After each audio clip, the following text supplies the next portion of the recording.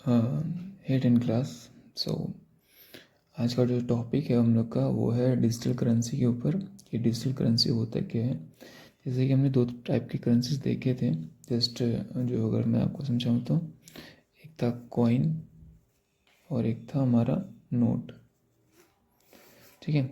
सो इससे भी एक और करेंसी होती है जिसका नाम है आपका डिजिटल करेंसी। सो उसको पहले मैं पढ़ा देता हूँ क्या होता है। सो अ क्रिप्टो करेंसी और digital currency is a medium of exchange such as the rupee or the US dollar, but in a digital but is digital in format, not in physical. So देखा होगा कि आपने जो आप note पकड़ते हो या कॉइन्स पकड़ते हो तो आप उसको टच कर सकते हो, फिजिकली आप उसको देख सकते हो। बट जो डिजिटल करेंसीज होती हैं इसको आप डिजिटली देख ही नहीं सकते हो। ये बस डिजिटली ट्रांजैक्शन होता है या सर्कुलेट करता है, डिजिटली सब कुछ होता है। इसका जन्म भी डिजिटली हुआ था और अगर इसका अंत भी होगा तो डिजिटली ही होगा। मतलब कंप्यूटर से इसका जो हुआ था स्टार्ट हुआ था, उसकी हिस्ट्री पे हम लोग जाएंगे। ये जो ट्रांजैक्शन करने के लिए जो हो यूज़ करता है वो एक इंक्रिप्शन यूज़ करता है जिसको हम लोग एज अ क्रिप्टोग्राफी बोलते हैं। क्रिप्टोग्राफी क्या है इसको भी मैं आगे पढ़ाऊँगा। सो जो सबसे फेमस क्रिप्टो करेंसी है या डिजिटल करेंसी है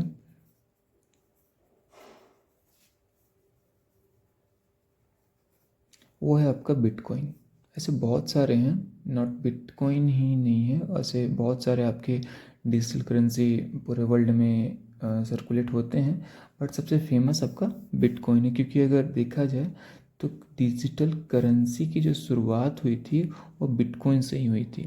अगर मैं उसको हिस्ट्री पे ले जाना चाहूँ तो 2008 के टाइम पे सतोशी नाकामोटो एक अनोनमस पर्सन था या ग्रुप था, आज तक किसी को पता नहीं चला है इसके बारे में।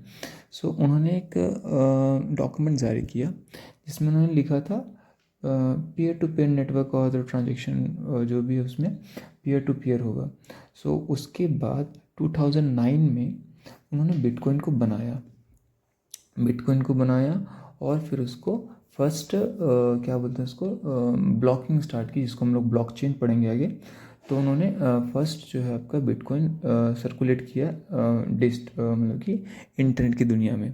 सो देखो क्या लिखा हुआ है ऐसे बिटकॉइन में। बिटकॉइन के बारे में आपको बताऊं तो bitcoin is considered to be the world's best known crypto currency and is the largest in the world according to market capitalisation. मतलब कि अगर देखा जाए तो देखो जो 2010 के आसपास जो इसका वैल्यू था वो 20 रुपये के आसपास था जब ये पहली बार आया था मार्केट में।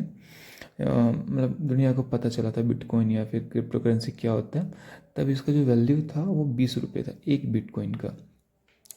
और अगर मैं कल की बात करूं या कल परसों जो भी था आपका डेट 23 उसकी बात करूं तो इसकी जो वैल्यू है वो 88,18,464 है। यहाँ टुडे इसलिए लिखा हुआ है क्योंकि मैंने उस दिन ही इसका नोट्स बनाया था, बट किसी कारण मैं उस दिन पढ़ा नहीं पाया आप लोग को, तो दैट्स वाई टुडे लिखा हुआ है, तो उसको थोड़ा इग्नोर कीजिएगा। सो आपके माइंड में एक बात आएगा कि सर 2010 के अंदर ये 20 रुपये का था और ये आज है जो भी है डेट लेके चलूँ मैं, सो इसका वैल्यू इतना है। सो ये बढ़ता घटता कैसे है। देखो जो बिटकॉइन का अगर बिटकॉइन के बारे में बताऊँ सिर्फ मैं, सो बिटकॉइन जो है वो लिमिटेड है, ये बढ़ नहीं सकता है। मतलब मैं चाहूँ तो 10 बिटकॉइन आज बनाऊँ, 10 बिटकॉइन कल बनाऊँ, ऐसा नहीं कर सकता मैं। ये लिमिटेड होता है मार्केट के अंदर। सो बिटकॉइन जो है टोटल आपका 21 मिलियन है। मतलब 21 मिलियन जो है आपके बिटकॉइन पूरे मार्केट में है। अब क्या होता है कभी कभी क्या बिटकॉइन का डिमांड बढ़ जाता है जिसके कारण इसका रेट बढ़ गया, कभी कभी क्या डिमांड घट जाता है जिसके कारण इसका रेट भी घटता है। ये तो आपको पता है कि अगर ज़्यादा बायर्स रहेंगे तो कोई भी चीज़ का डिमांड वो बढ़ जाता है, हमने ये पढ़ रखा है। अगर कोई चीज़ का डिमांड है ही नहीं तो उसका रेट वैसे ही डाउन हो जाएगा। सो ये आपका इसका रेट जो है अप एंड डाउन होता रहता है। सो आपको इतना ध्यान देने की इसमें ज़रूरत है नहीं। अब आगे पढ़ने का अगर ट्राई करते हैं हम लोग सो इसके कुछ एडवांटेज है और डिसएडवांटेज है, ठीक है। सो कुछ बेनिफिट्स देखते हैं पहले। सिक्योरिटी बेनिफिट में क्या है, ये डिसेंट्रलाइज्ड है। अब ये डिसेंट्रलाइज्ड क्या होता है, इसके ऊपर मैं एक स्टोरी आपको समझाने की कोशिश करता हूँ। चलो एक स्टोरी पे हम लोग जाते हैं। मैं एक पेज खोल लेता हूँ कोई भी।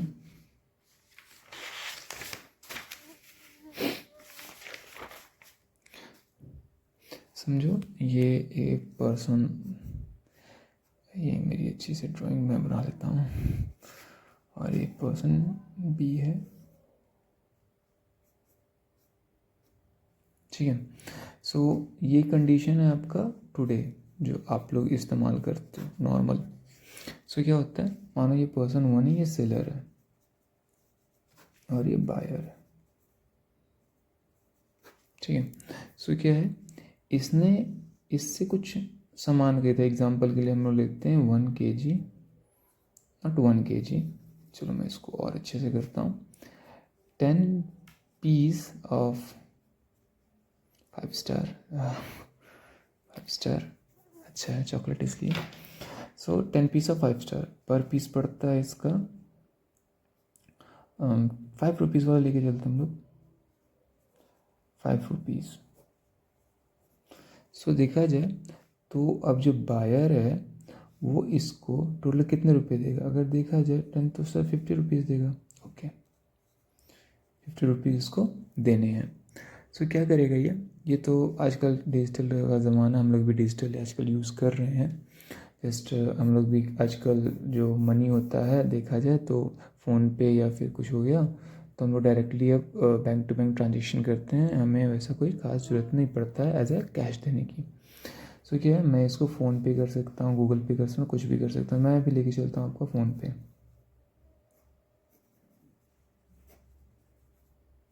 सो मैं क्या करूँगा, मैं एज ए QR स्कैन करूँगा। उसके बाद क्या होगा उसको देखो, जो फ़ोन पे है एक रिक्वेस्ट जनरेट करेगा मेरे बैंक को, ठीक है। और बैंक मेरे अकाउंट में चेक करेगा कि मेरे अकाउंट में सफिशिएंट बैलेंस है कि नहीं है। मतलब कि मेरे अकाउंट में 55 रुपये होने चाहिए, तभी वो मेरे जाके ये 50 रुपये घटाएगा मेरे अकाउंट से। तो क्या हुआ, फ़ोनपे ने किया ये बैंक के पास गया, बैंक ने मेरे अकाउंट में चेक किया, अगर मेरे अकाउंट में अगर बैलेंस है तो ये क्या करेगा, ये फ़ोनपे क्या करेगा, ये इसके अकाउंट में भेज देगा अकॉर्डिंग टू जो इसके QR पे जो भी डिटेल थी, ठीक है। यहाँ पर क्या समझा आपने कि सर मैं अगर कोई भी ट्रांजेक्शन करता हूँ तो बैंक के पास जाता है, ठीक है। अगर बैंक के पास जा रहा है तो ज़रूर डिटेल बैंक RBI को देता होगा, ये हमने पढ़ रखा है। RBI क्या करता है, वो सारा डिटेल क्या करता है, गवर्नमेंट को देता है। और गवर्नमेंट क्या करती है, उस पर पूरी की पूरी नज़र रखती है।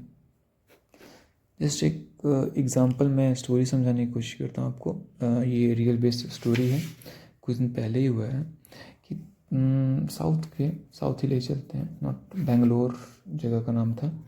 तो साउथ में एक जो पानी पूरी बेचता है,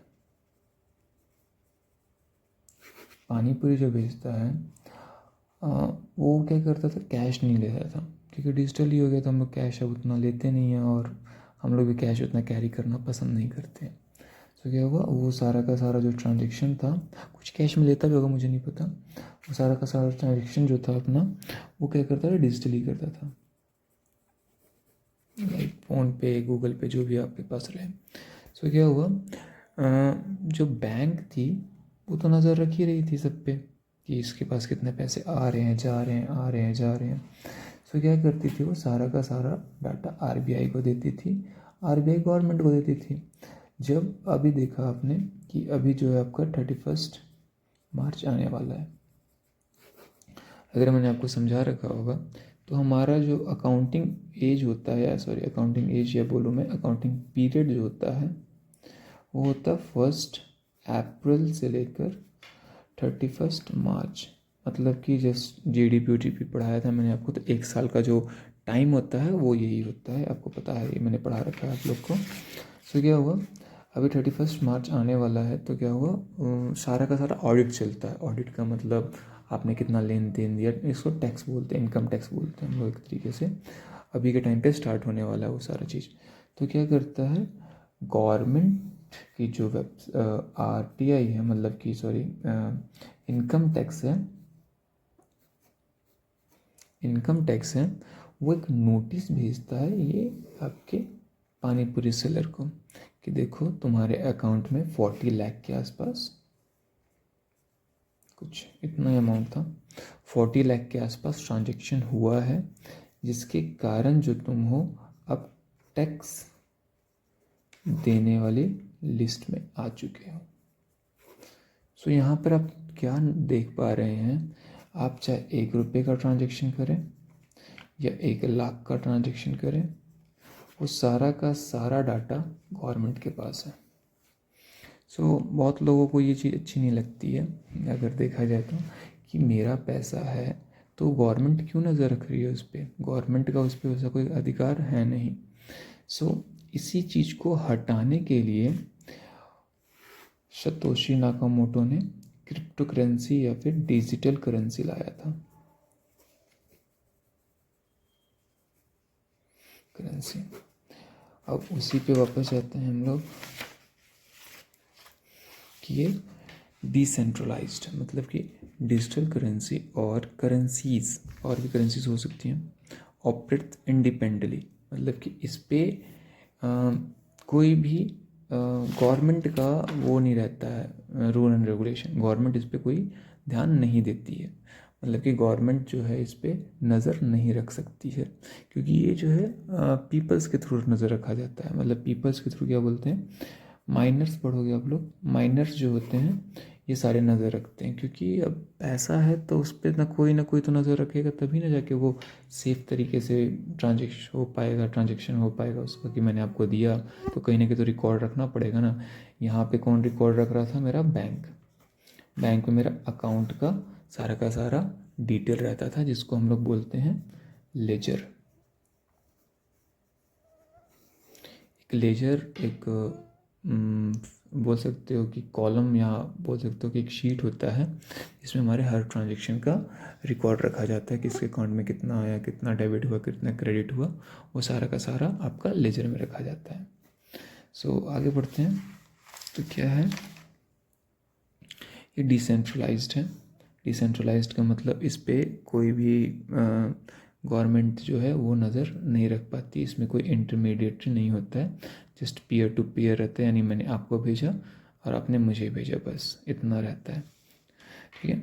encryption digital currency offer secure and private transaction, मतलब कि इसमें हम लोग प्राइवेटली सारा ट्रांजेक्शन करते हैं, मतलब कि इसमें ये नहीं बताना होता है कि ये पैसा किसको गया, कहाँ से आया था, कैसे गया, वो थोड़ा सा सिक्योरिटी के पर्पज़ से उसको ये सब नहीं बताते हैं कोई, या फिर कोई उतना नहीं पता कर पाता है। जब अगर आप क्रिप्टो करेंसी की बात करें तो क्रिप्टो करेंसी इसलिए थोड़ा सा सिक्योर है, इसको लोग जो है ज़्यादा इस्तेमाल करते हैं। इंडिया में उतना नहीं इस्तेमाल करते सच बताऊँ तो मैं, क्योंकि इंडिया में बहुत लोगों को पता नहीं इसके बारे में। बाहर देश में इस्तेमाल करते हैं, कोई भी आप चीज़ प्रोडक्ट खरीदते हो, अगर वो चीज़ क्रिप्टो करेंसी को एक्सेप्ट करता है तब, ठीक है। बहुत लोग क्रिप्टो करेंसी एक्सेप्ट नहीं भी करते हैं, क्योंकि थोड़ा सा उन लोग का अपना अपना मैटर है, उसको मैं ध्यान नहीं देता हूँ। सो आपकी बुक में एक लाइन लिखा हुआ था, मैंने देखा उस चीज़ को, यहाँ पे कुछ पॉइंट्स इसमें से हम लोग लेके चलते हैं। सो यहाँ पे आप देखना चाहेंगे क्या लिखा हुआ है, फास्ट ट्रांजेक्शन, मतलब कि 5 मंथ्स लिखने थे अभी क्वेश्चन के हिसाब से। तो जो पहला लिखा हुआ है, digital currency like bitcoins allow for the faster transaction compare to traditional payment method. अब क्या है, इसको मैं वापस एक स्टोरी पे आऊँगा मैं। आपने फ़ोनपे का इस्तेमाल कर रहे हो, तो क्या होता है कि आपका अगर इंटरनेट अच्छा रहता है तो आपका ट्रांजेक्शन तुरंत हो जाता है। अगर इंटरनेट अच्छा नहीं है, नेट नहीं है आपके पास, तो क्या होता है, थोड़ा सा टाइम लेता है, टाइम कंज्यूमिंग हो जाता है वो एक तरीके से। तो वही चीज़ है यहाँ पे, कि जो यहाँ पे डिजिटल करेंसी होता है वो हमेशा डिजिटली फॉर्म में होता है, तो उसके इंटरनेट चाहिए, और आपके पास जितना अच्छा इंटरनेट रहेगा वो उतनी स्पीड से ट्रांजेक्शन अपना करेगा और उतना जल्दी वो ख़त्म करेगा अपना ट्रांजेक्शन को। तो यहाँ पे वही लिखा हुआ था आपका फास्टर ट्रांजेक्शन।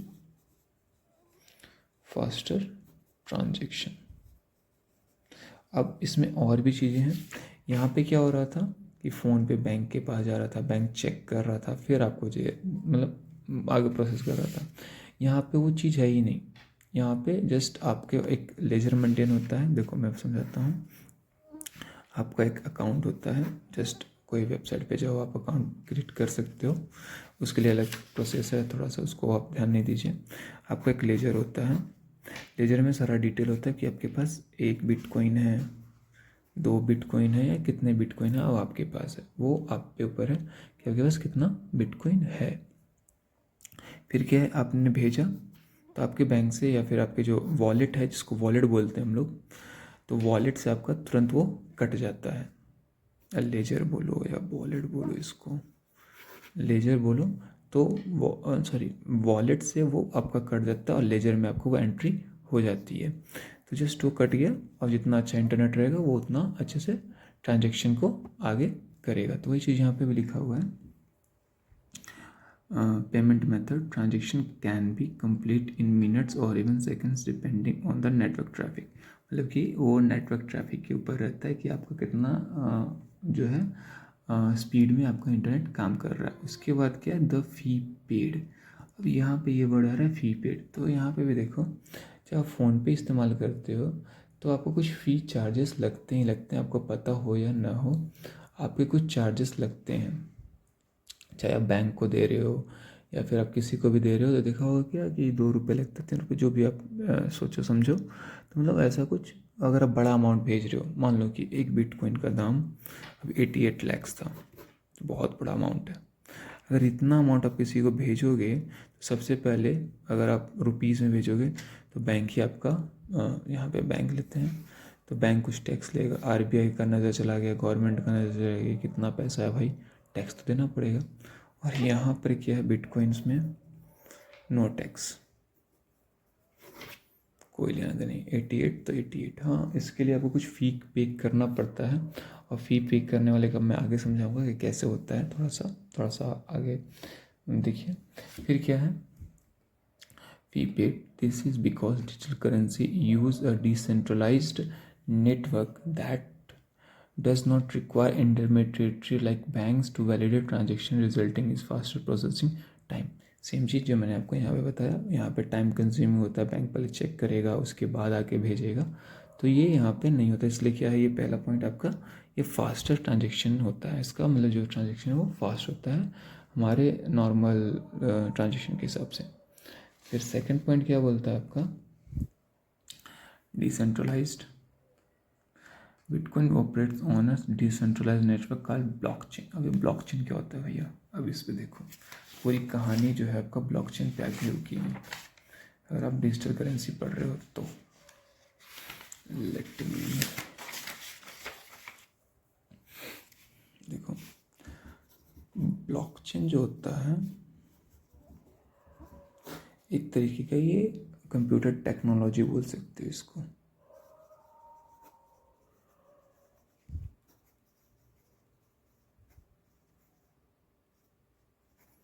कंप्यूटर टेक्नोलॉजी है। इसमें क्या होता है देखो, मैं अगर बिटकॉइन यूज़ करता हूँ, ठीक है, तो मेरी तरह वो हज़ारों लोग, कोई ना कोई ऐसा होगा जो बिटकॉइन यूज़ करता है, ठीक है।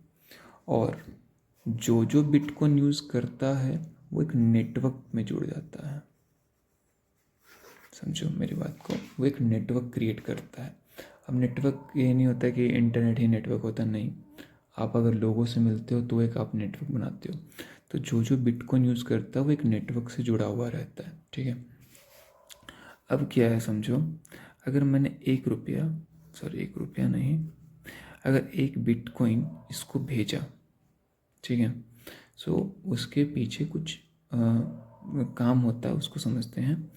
बिटकॉइन जो, अगर मैं अपने वॉलेट, मैंने ये जो वॉलेट है, 1 बिटकॉइन इसको अगर भेजना है तो मैंने इसको भेजा ऑनलाइन किसी तरीके से भी, कोई भी प्लेटफॉर्म हो सकता है, तो एक लेजर क्रिएट होगा, लेजर मैंने आपको समझा दिया है, वो ट्रांजैक्शन का हिस्ट्री रखता है। एक लेजर क्रिएट होगा, उसमें लिखा रहेगा कि एक बिटकॉइन किसी को पे हुआ है, जो भी एग्जांपल रहे, ठीक है। उसके बाद आपका एक हैश जनरेट होगा। हैश क्या होता है? हैश का मतलब एक तरीके से एक वैल्यू जनरेट होती है, वो रैंडम्स वैल्यू होती है समझो तो, ठीक है। वो एक ही बार जनरेट होगा इस लेजर के लिए, वो एक ही हैश होगा, ठीक है। पूरे वर्ल्ड में एक ही हैश होगा और किसी को हैश नहीं दिया जा सकता है। तो मतलब कि एक लेजर तो एक रैंडम वैल्यू, बस एक हैश तो एक रैंडम, एक लेजर तो उसका एक रैंडम वैल्यू। उसके साथ क्या रहेगा? Previous hash. अभी प्रीवियस हैश क्या होता है? अगर मेरे पास बिटकॉइन आया है तो किसी ने मुझे भेजा होगा, तो उसका भी तो हैश होगा ना, तो प्रीवियस हैश उसको बोलते हैं, ठीक है। तो प्रीवियस हैश का मतलब कि ये बिटकॉइन जो है वो पहले ये था, अब ये नया हैश में ये कर हुआ है। अब क्या होगा? ये इसके पास जाएगा, समझने थोड़ा सा समझो इसको। इसके पास जाएगा तो ये इसके पास क्या होगा? इसके पास भी लेजर होगा, उसमें लिखाएगा एक बिटकॉइन आया है, न्यू हैश, मतलब हैश वैल्यू। अगर ये इसको भेजेगा तो वही सेम चीज़ आएगा कि एक लेजर बनेगा जिसमें लिखा हुआ रहेगा ये बिटकॉइन, यहाँ जाएगा। मान लो इसका हैश है 01 और पुराना था 00 एग्जाम्पल, ये हैश है 01, ठीक है। यहाँ पे स्टोर है इसके वॉलेट में, ये वॉलेट है इसका। अभी अगर इसको भेजेगा तो यहाँ पे फिर से एक लेजर तैयार होगा, उसमें वही चीज़ लिखा है एक बिटकॉइन इसको दिया जा रहा है, हैश में होगा, सॉरी हैश नया बनेगा, तो हो सकता है 11 हो, और वैलिडेट करने के लिए वो पुराना 01 होगा प्रीवियस, और ये हैश। अब क्या है, ये जो चीज़ है ये एक चेन की फॉर्मेट में बनती है, ठीक है, जो ब्लॉक्स में रहता है। ब्लॉक का मतलब ये एक तरीके का एक ब्लॉक बना, ये तीन चीज़ों को मिलाकर, ठीक है। अब ये जो ब्लॉक है ये मेरे नेटवर्क में जो जो जुड़े हुए हैं, जो बिटकॉइंस यूज़ कर रहे हैं, उन सब के पास चला जाएगा। मानो कि मैं हूँ और ये पर्सन था, ABCDEF, ये सारे जो लोग हैं ये इस नेटवर्क से जुड़े हुए हैं बिटकॉइन के, तो वो हैश इसके पास भी जाएगा, मतलब वो जो चेन, वो ब्लॉक जो है इसके पास जाएगा, इसके पास जाएगा, इसके पास जाएगा, इसके पास, इसके पास, इसके पास, और इसके पास, और मेरे पास भी रहेगा। तो देखो क्या है, एक चेन बना, एक चेन इससे ऐसे ऐसे जा रहा है, इससे जुड़ा हुआ है, इससे जुड़ा हुआ है, इससे जुड़ा हुआ है। तो क्या है, एक ब्लॉक चेन टाइप से बनती जा रही है, मतलब सारा का सारा डाटा आपका ऐसे एक चेन के माध्यम से जुड़ रहा है कि अगर आपने इसको भेजा, इसको भेजेगा, जैसे यहाँ पे देख पा रहे हो 01 प्रीवियस एस चेक करेगा, कहाँ से आया, यहाँ से आया, यहाँ पे चेक करेगा, तो एक चेन टाइप से जा रही है। तो इसी को बोलते हैं ब्लॉकचेन टेक्नोलॉजी, इसी को बोलते हैं ब्लॉकचेन टेक्नोलॉजी। का मतलब क्या है कि अगर आप चाह के भी कोशिश करोगे ना कि मैं कुछ गड़बड़ कर दूं, नहीं कर पाओगे। क्यों? वो डाटा इसके पास भी है, इसके पास भी है, इसके पास भी है, इसके पास भी है, इसके पास भी है, और इसके पास भी है, समझे। अगर आप इसके पास चेंज करोगे, ये पर्सन ट्राई करेगा कुछ चेंज करने का, तो सोचो कितना चेंज करना पड़ेगा इसको, इन सब का। और ऐसा नहीं हो सकता है, आपको करने में 200-300 साल लग सकते हैं समझो तो, क्योंकि एक ब्लॉक यानी एक चेन को चेंज करने में बोला जाता है 3 मिनट से भी ज़्यादा लगता है, या 10 मिनट ले लो। सोचो कितने चेन्स बन सकते हैं। तो मैंने छोटा सा एग्जांपल दिया है। तो ये सारे क्या हैं, नेटवर्क में रहते हैं, और ये सारे लेजर मेंटेन करते हैं, ये सारे कि इतना पैसा इसने दिया, सबके पास सबूत है। तो क्या है, यहाँ पे गवर्नमेंट पे नज़र है, गवर्नमेंट की कोई नज़र ही नहीं है कि कितने पैसे आ रहे हैं और कितने पैसे जा रहे हैं। तो ठीक है, ये डिसेंट्रलाइज, और ये आपका जो ऑपरेट होता है वो ब्लॉकचेन पर अपलोड होता है, ऑपरेट होता है। आगे देखते हैं क्या लिखा हुआ है।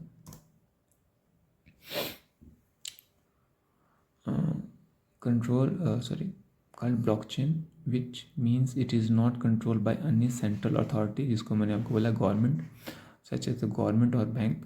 This centralised nature provides greater security, transparency and reliance, क्या लिखा हुआ है, resilience against manipulation and censorship. Okay, वही चीज़ है जो यहाँ पे आपको मैं समझाया था कि क्या है, पारदर्शिता, मतलब कि सबके सामने है वो कि कैसे ट्रांजैक्शन हुआ है।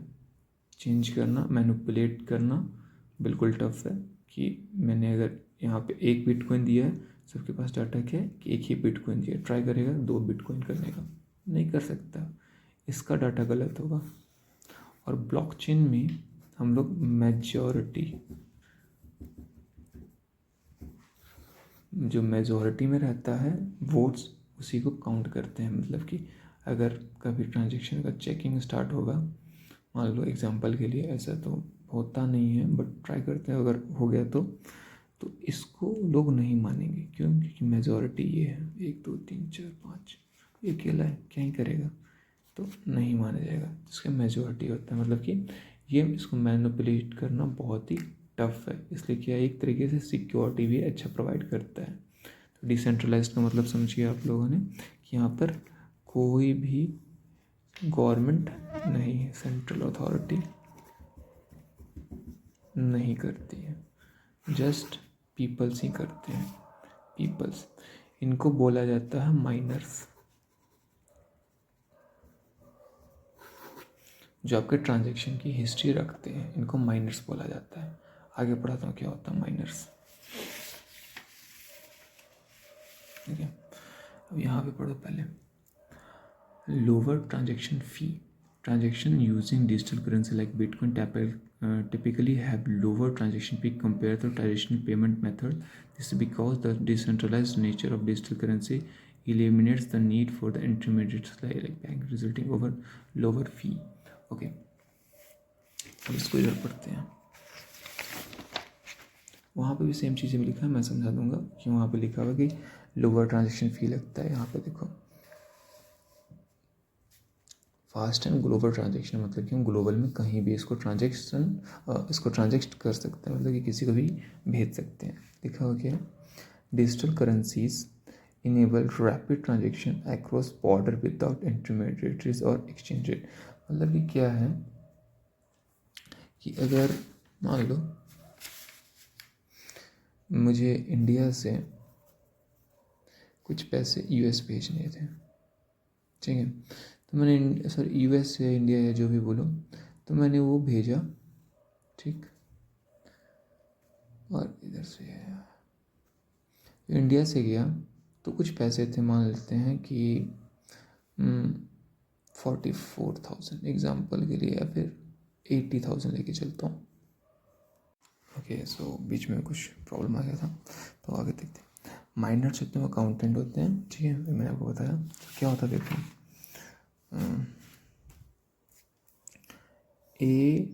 पर्सन जो है वो बी पर्सन को एक बिटकॉइन सेंड करना चाह रहा था। देखो, ये आपके एग्ज़ाम में ऐसा कोई इम्पोर्टेंट नहीं है ये सब चीज़, बट मैं आपको पढ़ा रहा हूँ तो इसमें मुझे डिटेल पढ़ा देना चाहिए, इसलिए मैं पढ़ा रहा हूँ, ठीक है। मैं बुक को जो वहाँ पे लिखा हुआ था वो ज़्यादा इम्पोर्टेंट था, 5 पॉइंट, वो आप एक बार स्क्रीनशॉट ले लीजिएगा तो वो ज़्यादा अच्छा रहेगा। देखो, अगर मैं ये बी पर्सन को एक बिटकॉइन सेंड करना चाहता हूँ, तो उसके ये नहीं कि डायरेक्टली चला जाएगा, एक पज़ल होता है, मतलब एक पज़ल जनरेट करता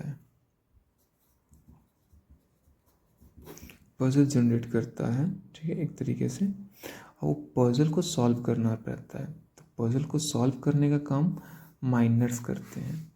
अब ये माइनर्स बहुत डिफ़िकल्ट पज़ल होता है, एक तरीके से बहुत ज़्यादा डिफ़िकल्ट। तो माइनर्स क्या करते हैं, माइनर्स जो हुए वो तो पर्सन्स होते हैं, उनको माइनर्स इसलिए बोला गया क्योंकि पर्सन है। बट जो पज़ल सॉल्व करने का काम है वो माइनर्स का नहीं है, उनके पास कुछ कंप्यूटर्स होते हैं, बोलो तो एडवांस कंप्यूटर बोल सकते हो।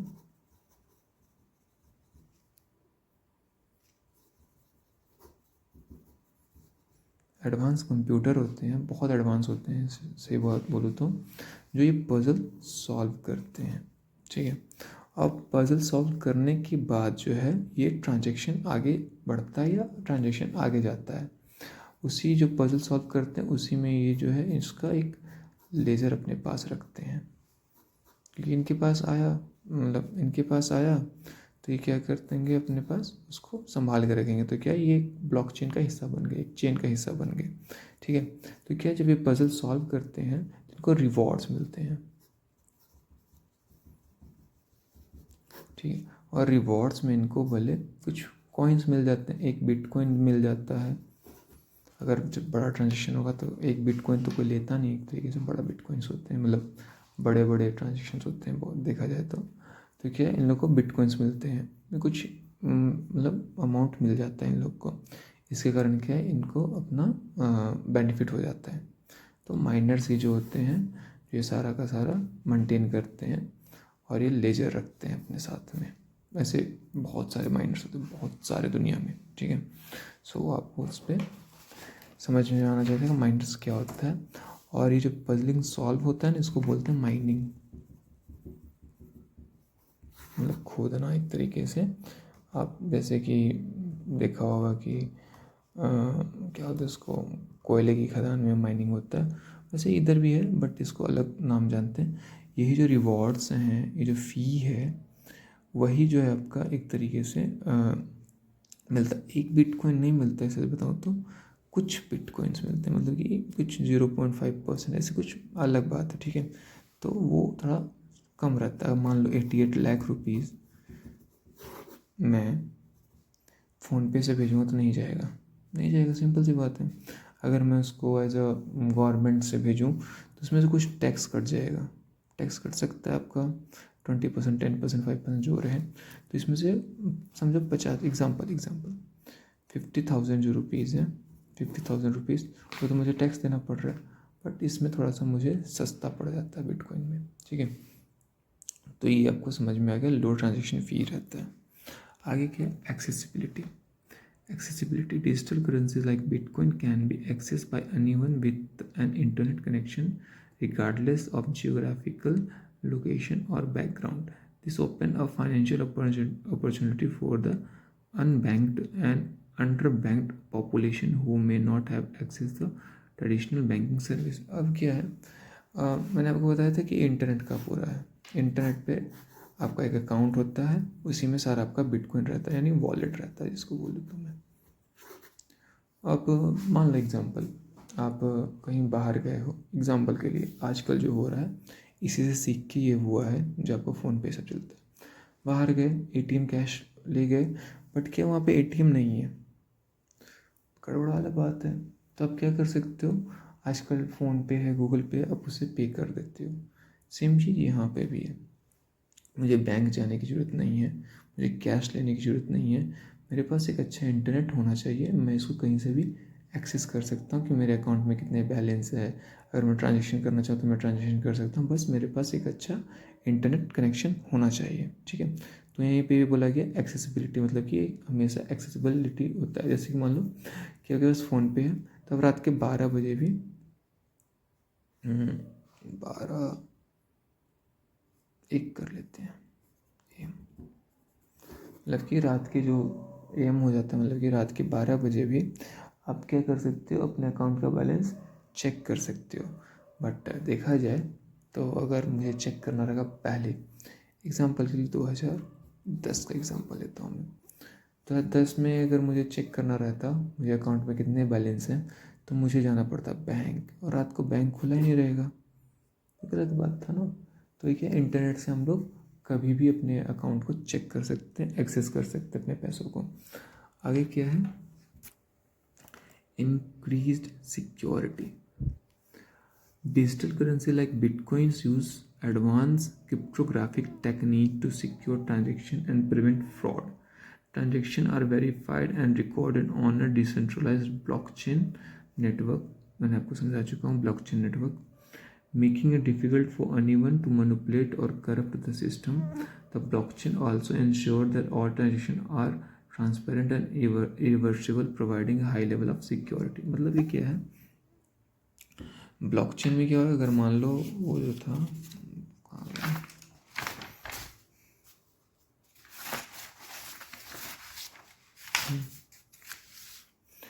इसका सिस्टम बंद हो गया, इसका तो है, इसका बंद हो गया, इसका तो है, तो मतलब कि ये कहीं पे भी ख़राब नहीं हो सकता एक तरीके से। ये चीज़ है, सिक्योरिटी है आपका, आपने अगर भेजा तो आ जाएगा। एक वर्ड आ रहा होगा आपका इसमें, क्रिप्टो। क्रिप्टो तो कंप्यूटर की भाषा में क्रिप्टो जो है एक टेक्निक है जिसमें हम लोग साइफर टेक्स्ट बोल सकते हो एक तरीके से। मतलब कि उसको ऐसा एक फॉर्मेट हो जाता है जो अनरीडेबल हो जाता है, अनट्रैकेबल हो जाता है एक तरीके से, समझे ना। तो एक सिक्योरिटी प्रोवाइड करता है कि अगर मैं ट्रांजेक्शन कर रहा हूँ तो उसमें मेरी डिटेल कोई ना जाए। मेरी डिटेल ना जाने का मतलब क्या है, ना मेरा नाम जाए, ना मेरा पता जाए, कुछ नहीं जाए। आजकल क्या बैंक में क्या करते हैं, अगर हम लोग कोई भी ट्रांजेक्शन करते हैं तो उसमें क्या है कि आपका नाम चला जाता है कि आपने इसको ये भेजा है। फ़ोन पे भी बनाते तो देखते होगे ना कि नाम मांगता है, तो इसमें वो नहीं है। इसमें भले आपका मान सकते हो कि जो वॉलेट नंबर होगा और या अकाउंट नंबर बोल सकते हो वो जाएगा, बस आपका नाम पता एड्रेस कुछ नहीं जाता। तो ये एक अच्छा चीज़ है यहाँ पे। ये मतलब कि सिर्फ बोल सकते हो कि कंप्यूटर ही कंप्यूटर को समझ सकता है, ऐसा बात है, नॉर्मल पर्सन नहीं समझ सकता। तो क्रिप्टोग्राफी जो है एक टेक्निक होता है जिसमें हम लोग कोई भी चीज़ को एक ऐसा फॉर्मेट में बदल देते हैं जिसको पढ़ना या समझना नामुमकिन है, समझा। तो वही चीज़ यहाँ पे लिखा हुआ है, इंक्रीज सिक्योरिटी, मैंने आपको समझा दिया। ब्लॉकचेन वाला वो यहाँ पे वापस बोला गया है यहाँ पे। फिर क्या है,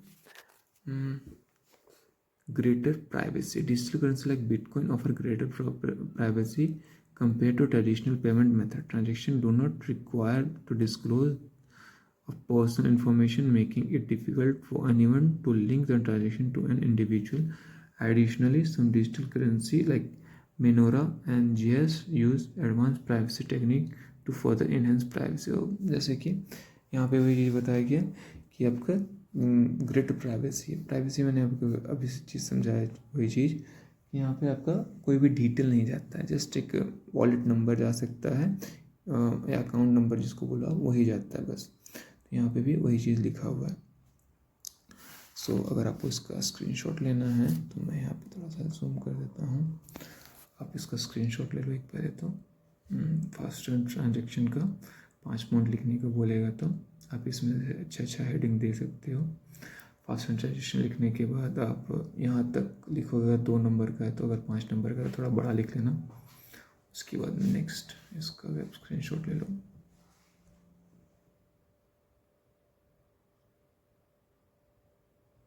ये आपके 5 पॉइंट्स हैं और यहाँ पे मैंने वही चीज़ आपको समझाया है, ये चीज़ जो लिखा हुआ था मैंने आपको वही चीज़ समझाया सब कुछ। सो अगर आपको अभी भी कोई दिक्कत है क्लास 10 तो आप मुझे मैसेज करो, उस टॉपिक के बारे में बताओ, सर ये टॉपिक है, मैं ट्राई करूँगा उसको अच्छे से समझाने का। अगर कोई भी क्वेश्चन, कोई भी टॉपिक हम लोग कर रहे हैं पढ़ने के लिए तो आप वो भी मुझे बता दीजिए, मैं वो भी ट्राई करूँगा कि आपको वो मैं पढ़ा दूँ किसी तरीके से, ताकि जो है आपके बोर्ड्स में अच्छे नंबर आ सकें। सो थैंक यू, आज के लिए इतना ही। साइन नहीं करूँगा क्योंकि ये अपलोड होगा, सो अपलोड में साइन नहीं किया जाता है, साइन डिजिटल वर्ल्ड है इसलिए। Thank you.